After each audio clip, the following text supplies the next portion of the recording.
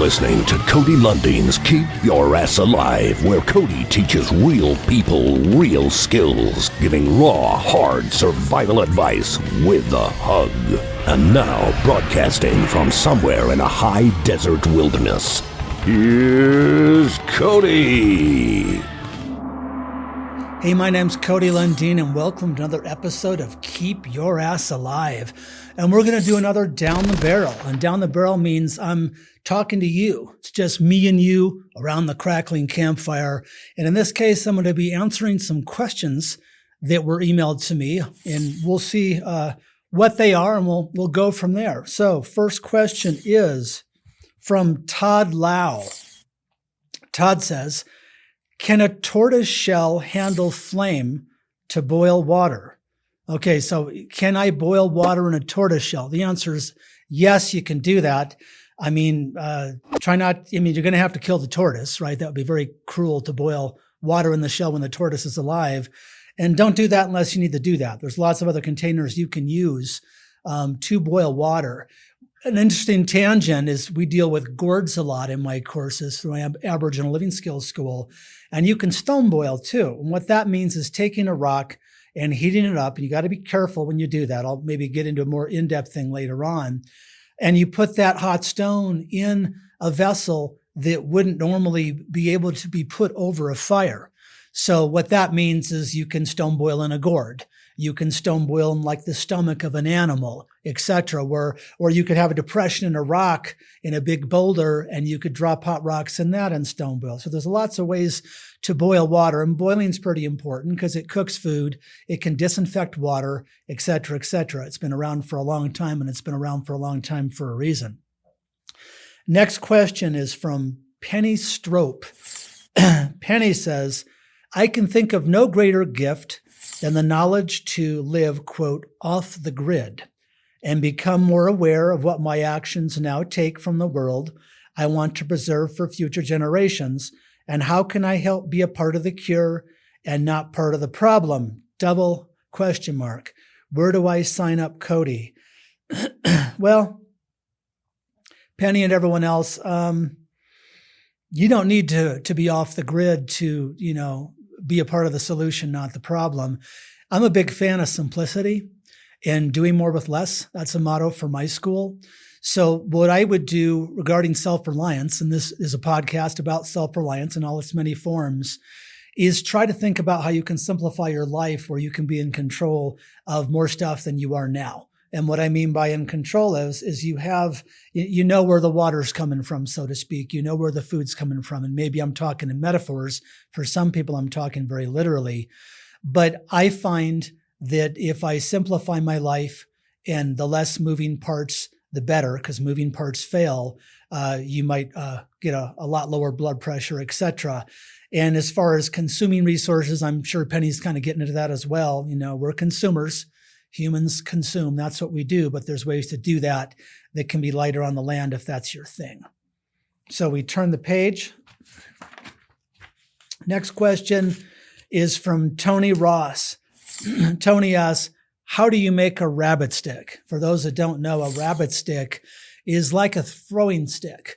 It's kind of the ancestor to the boomerang, the Australian Aborigines, where you'd throw it at something, you hope you hit it and kill it and eat it. And if not, it would come back to you. A throwing stick or a rabbit stick doesn't come back.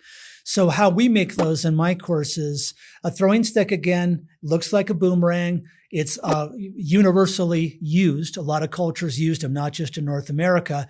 And it was primarily for ground-dwelling stuff. It's a hunting tool. So here in Arizona, it'd be Gambel's quail. It'd be black-tailed jackrabbit. It'd be desert cottontail. I've heard in parts of Africa they use them to break the legs of lions to then disable that beast, to then kill it with spears or whatever. Don't try that one at home, but that's what I've heard. So we like a hardwood for making throwing sticks. So around here, we have several species of oak. The reason I want a hardwood for a throwing stick is I'm going to throw it and I'm going to hit an animal. And again, it's going to take out that animal one way or another. So we're not going to be using balsa wood. That doesn't quite get the job done. In Arizona, also, a throwing stick is going to hit rocks at some point in time because we're in Arizona and there's lots of rocks. Maybe that rabbit is in dense brush. And so I need a heavier wood to throw that stick to go through that brush, through the grass, to then penetrate that dense foliage to then get the animal. So how we make it is we find an appropriate piece of wood. We've talked about the hardwoods. If I can't find oak, I use juniper. And in my courses, because our time is limited, we use a bola, which is essentially a machete on steroids, and a saw to cut just a regular saw to cut the branch off the tree. I like to work the wood green because it's easier to work with students on a 2 to 5 to 9 day course. Although you got to watch out for checking, which is another name for cracking. We work it down. We're actually picking the shape to be kind of boomerang shape to begin with. We work it down from both sides. I like to, where it's flat on the top, flat on the bottom. And then I'll have a student throw it. And however they're most comfortable throwing it, there's usually 4 ways to throw that rabbit stick. The top will be rounded. So a rabbit stick's like an airplane wing. The bottom is flat, the top is round. So literally it's like a plane wing. So what that gives that rabbit stick is something called lift. And lift means you can throw the stick longer, further, with less energy. And when you're trying to live off the land, anything that involves less energy is a big deal. So native peoples, indigenous peoples learned how to take a piece of wood, shape it with the same aerodynamics of an airplane wing tens of thousands of years ago, and use it to save energy on the throw and be more accurate to try to take that critter down to keep the tribe alive. That's down and dirty, Tony, on rabbit sticks. It's a little bit more complex than that, but again, it's a podcast. Next question is from Tiana Hodge. Cody, being in the wilderness, do you coat your gourd canteen with anything for the inside? We talked about gourd canteens actually and how to make them. It was another question. So yeah, I used to. So a gourd canteen, I take the gourd, we make it, another project, another thing to talk about. We fill it with water on courses and have more advanced primitive skills courses. The water bottle is out. You're not allowed to take your modern water bottle on the courses. So we're dealing with a gourd canteen and they're volatile. They're a freaking vegetable, right? So if you drop them, they can crack and you have to pay attention. A long time ago, as in maybe 30 years ago, I used to coat the inside of my gourd canteen with beeswax. And it was a hell of a hoot and a holler around an open campfire with a bunch of students half delirious, melting beeswax. You can imagine where that can go if you're not careful. And we coat the inside of it, needs to be a dry gourd canteen with that beeswax to kind of hermetically seal that. I don't do that anymore. The reason I don't do that is because I'm still choking on pieces of beeswax from my canteen. They tend to flake out. It is a skill that's learned and it has value, but what happens to that gourd canteen? It doesn't breathe. And what I mean by that, the old desert bags, the canvas bags that used to carry water, evaporated the water on the outside. And there was a slight water loss when that happened. But what that happened in the inside of the water bag is the water was cool. It wasn't hot like the outdoor air temperature. So if I take a gourd canteen and I coat it with beeswax, it no longer breathes. So the water, might get a little bit warmer than it would be if I didn't coat it. And obviously, when you're off a course and you go back to the coffee store, you're not going to be putting your coffee in a gourd canteen coated with wax because you're going to be shitting out beeswax. So used to do beeswax. Now I do nothing. Now, one last comment on that. Gourds are bitter, very bitter. So you need to leach that gourd out with several changes of water. Doesn't need to be warm. It could be cold from a spring or whatever, because we do it that way in the wilderness. But leach it out so that you can drink it without throwing up. You'll know when it's time and when that gourd is ready to drink from. Next question, from Darren Tamola, I think. Sorry if I'm butchering your name. Hey, Cody, I have a question. I'm sure you get asked this all the time. I live a life of the earth, but I'm having problems with the coyotes digging up my dookie hole. I've covered with rocks, branches, put old charcoal in there, nothing works. What would you do? Okay, so this coyotes are eating this guy's shit, and that's what that means. I'm translating this cryptic message to you. He's taking a dump in the wilderness, and the coyotes are digging it up and eating it because that's what coyotes like to do, have a free hot meal. I used to live in the woods in a trailer. At that time, I was, doing lots of speed, smoking lots of dope and whatever. So I was kind of living high on life, but not in the way I like to live it now. And I was pooping outside using toilet paper because I was on some private land. We don't use toilet paper in my courses, so be mentally prepared for that if you sign up. And every morning after I was taking a dump, this neighborhood dog named Bear, because it was a huge dog, would come to my trailer, wagging his tail with a piece of my toilet paper, like coming out of his mouth. And I'm like, oh, don't let Bear lick your face. Dogs eat poop. Coyotes eat poop. And I actually talk about this in my second book, When All Hell Breaks Loose, Stuff You Need to Survive When Disaster Strikes, about being an issue. Because if you're in the fenced backyard and you're having to poop in a hole because the toilet doesn't work anymore, because we're in a grid down situation, and Freddie the golden retriever goes over and has what you had for breakfast and then licks Junior's face, you got a problem. And that problem could kill Junior, especially when medical facilities are down. So lack of sanitation, and we'll cover this in other podcasts as well. Number one cause of death on this planet is lack of sanitation. Hundreds of thousands of people die each year, usually infants and toddlers and the elderly, through diarrhea and dysentery. Over all the wars combined. It's sad. You'd think we know better, but we still don't know whether, what to do with our poop. So Darren, the coyotes on your poop, if you put rocks, branches, and whatever, my say is let them have a free meal. Be a giver, not a taker. You give, they take. And I don't think the coyote's going to be licking your face.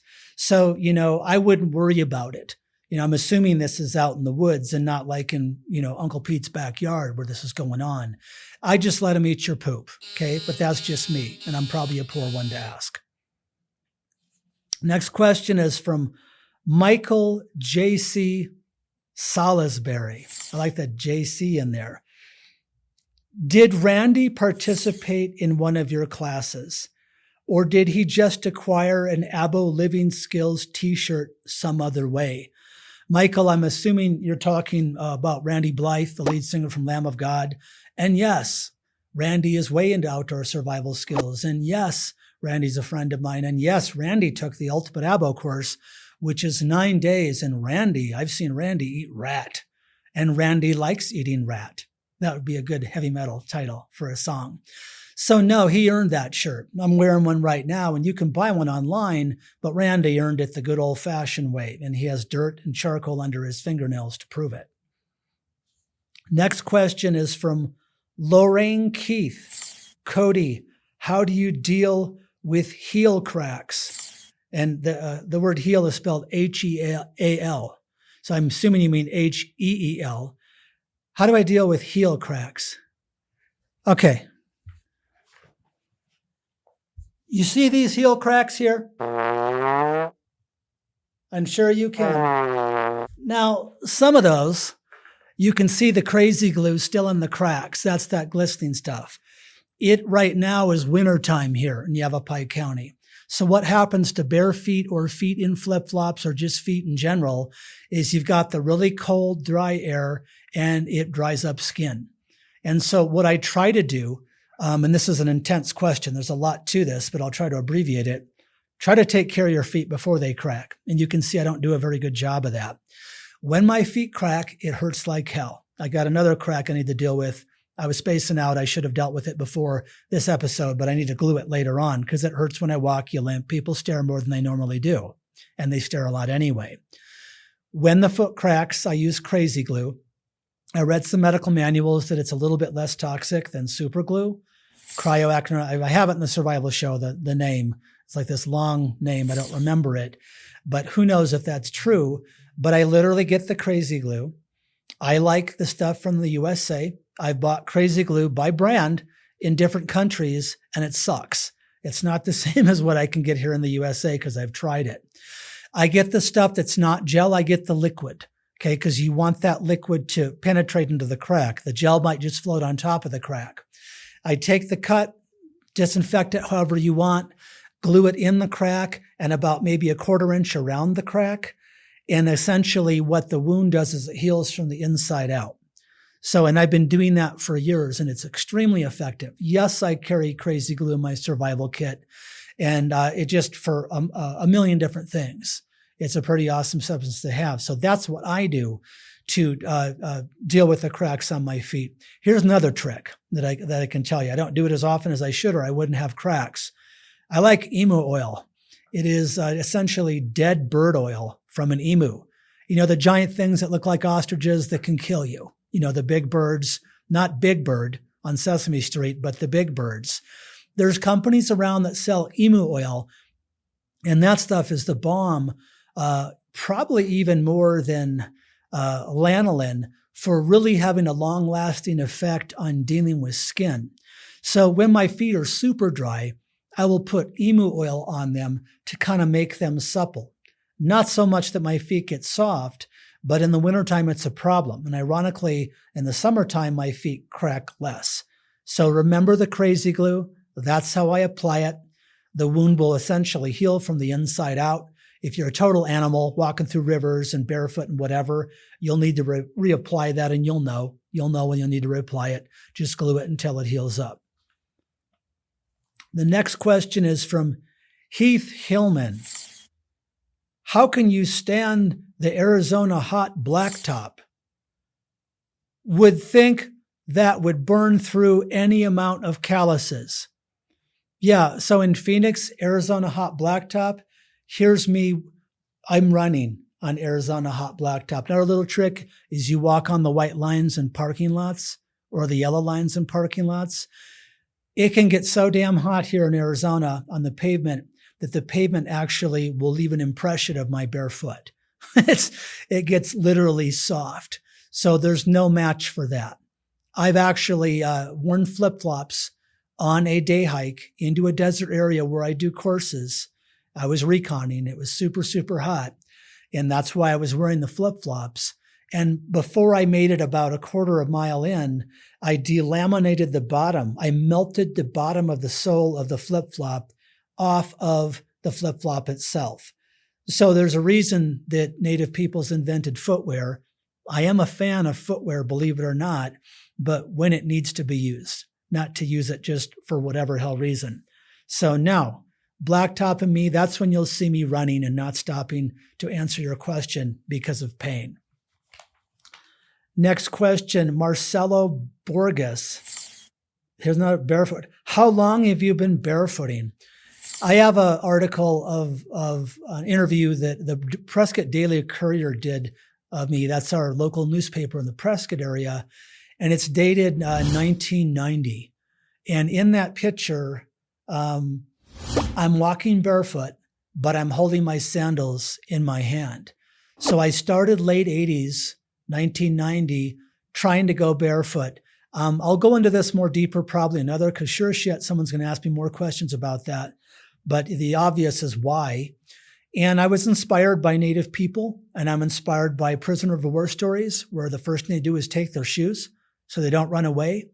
And I'm really into self-reliance. And that's why you are too, because that's probably why you're watching this podcast. And I was fascinated with how one piece of gear can screw someone. If something happened to the footwear, they got lost in a fast-moving creek or whatever happens, because Murphy's Law rules in the wilderness and in town, I didn't want to be a slave to that one piece of gear. And I was really inspired by Native people all over the world who did go barefoot when they could go barefoot. And they're finding these fossilized bare footprints, all over the place as proof of that. They weren't wearing their Chuck Taylors, they were largely going barefoot. Because when you have to make your own shoes, when you have to make your own sandals, that's a lot of work. And more importantly, that's a lot of resources, and resources that are premium. Again, on this survival show, it's a lack of resources that kill people. So when a Native person could toughen up a part of their body to not have to do something, to save time, use that time for something else and not use resources, then that's what they would do. So I was really inspired by that. Next question. This is from Heather Gardner Bach. Okay, here's another, God help me, another barefoot question. Do you wear shoes at concerts? The floors can be so nasty. No, I don't. I don't mosh pit. I stay away from the mosh pit barefoot. Obviously, I'm not, a total psycho regarding that. And yeah, the floors can be nasty. Heather, I've walked through a lot of stuff, as you can imagine, and have a pretty good immune system. Maybe because of that, maybe not. But my main concern at a concert is drunk asshole, in cowboy boots coming my way. So I have to be very, very, very careful with that. But yeah, I go barefoot in concerts and they will let you in. Is it recommended? No. If it's a heavy metal concert, wear your lug work boots with the steel toe with the studs on the bottom, for God's sake. Okay, this is another barefoot question. This is getting old, but I'm just reading them in the order they came in. This is from Marcelo Borges.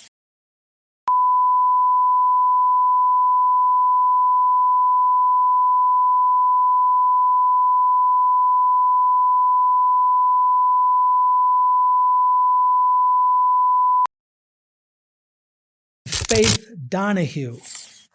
Hey, Cody, I just started reading a second book of yours. Am I too old to go on one of your survival courses?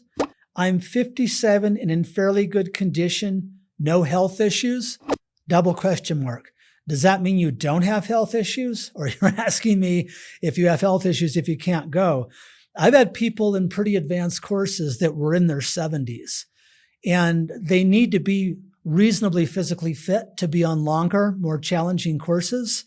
And I do have medical waivers and whatever, because that's part of my job as being a professional is to try to vet people as much as I can. With that said, along with reasonable physical fitness, I've seen people who quote unquote aren't physically fit shred in the field. Shred is a word, if you don't know it, that means you're kicking ass. And what I've noticed in hundreds of students, and I'll say this over and over again in various editions of this, is where there's a will, there's a way. And you don't want to be stupid about that. But I've seen people that were so motivated and so positive and so willing to do this with an open heart and just threw themselves into the project that being overweight or whatever, it wasn't an issue because that mental personality drove them to the finish line. If you read survival stories like I do of real people in real life-threatening situations, you'll see that's a main factor. That's what I call party on, right? The will to live, other people call it, where you have that part of you that just doesn't give up. Extremely important, because like we've talked about before, survival situations are 90% psychology. So it's more who you are as a person, mentally and emotionally. I'm not poo-pooing physical fitness. It's massive. It's a massive thing. Ideally be in physical fit shape before doing something like this. But also, if you're in physical fit shape and don't have that will to live, you're dead man walking. Next question from Evan Cressy. Hey, Cody, do you have any openings for an apprenticeship? Silly question, I know, but it doesn't hurt to ask.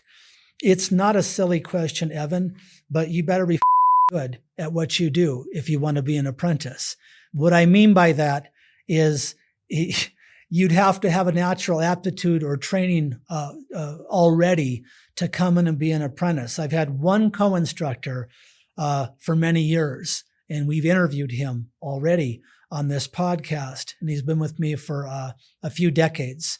It is a lot of work to an apprenticeship, and I encourage you to do that, but be willing to put in the years to apprenticeship. Notice I didn't say days, I didn't say weeks, I didn't say months, I said years.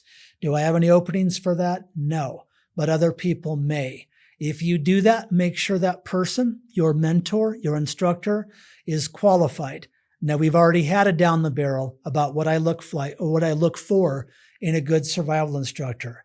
So either watch that episode again or catch it on my website so that you can vet the instructor that you might be training from, because that's first your responsibility to do that, not theirs.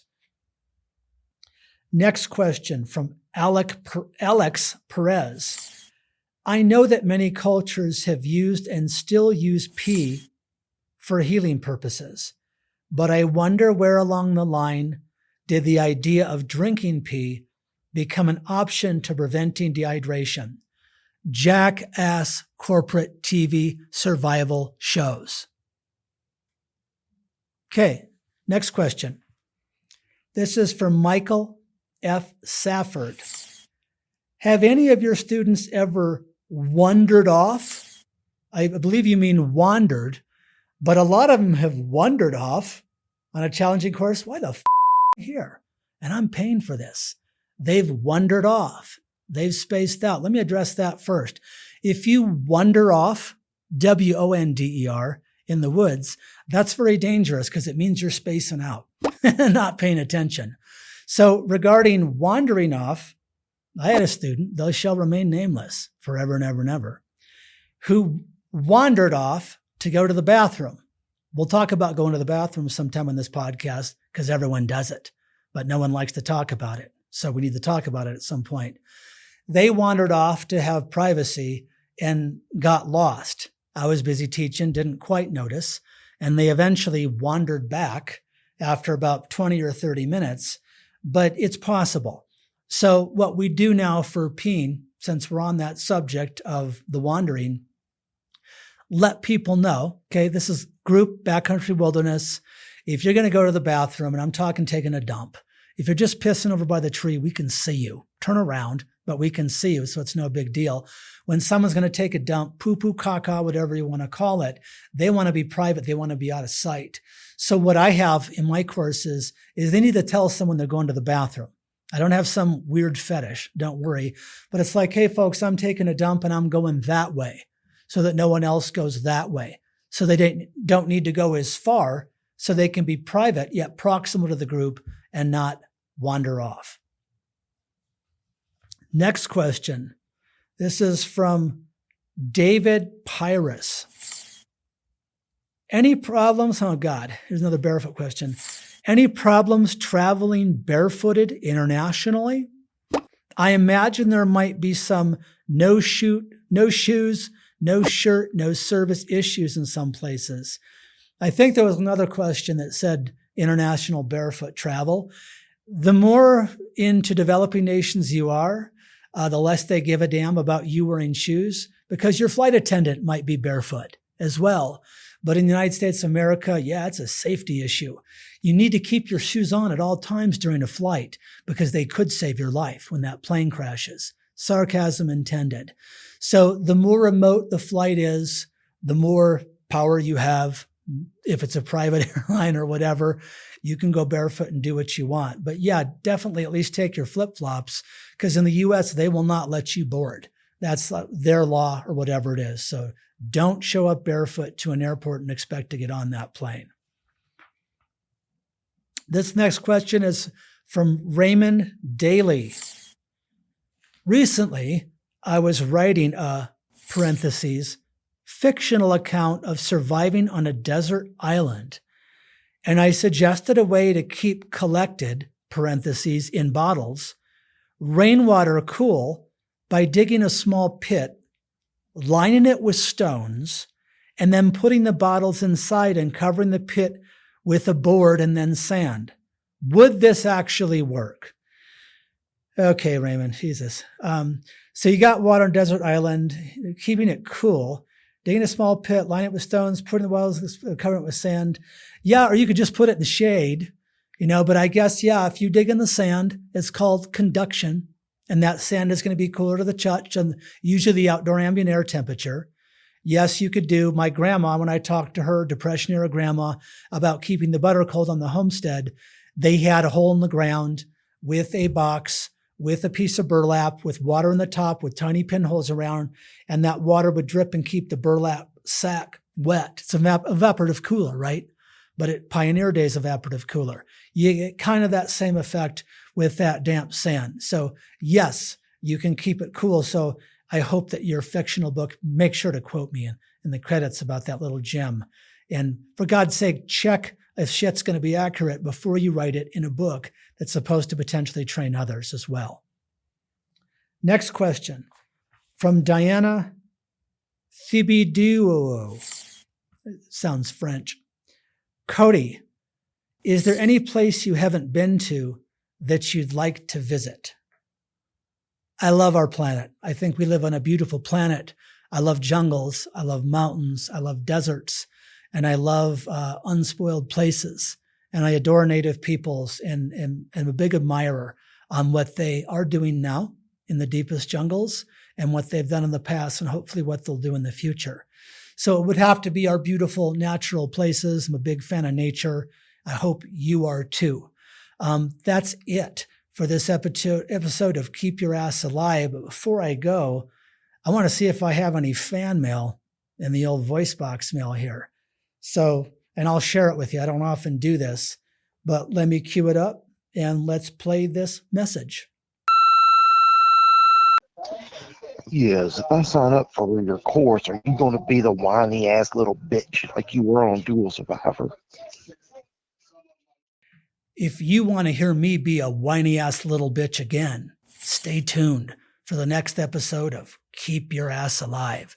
Stay safe and always remember to party on. Hey campers, so that's it for this episode of Keep Your Ass Alive. Tune in next time and we'll talk to people just like you about survival advice or whatever floats your boat. Want to watch the only survival show on Earth, created, hosted, and produced by a real survival instructor? Check out The Survival Show with Cody Lundin at thesurvivalshow.com. Want to take your learning to the next level? Please visit my Aboriginal Living Skills School at www.codylundin.com. We offer field courses in modern outdoor survival, primitive living skills, or urban preparedness to enhance your self-reliance, confidence, and safety in the city or the wilderness. Visit www.codylundin.com today.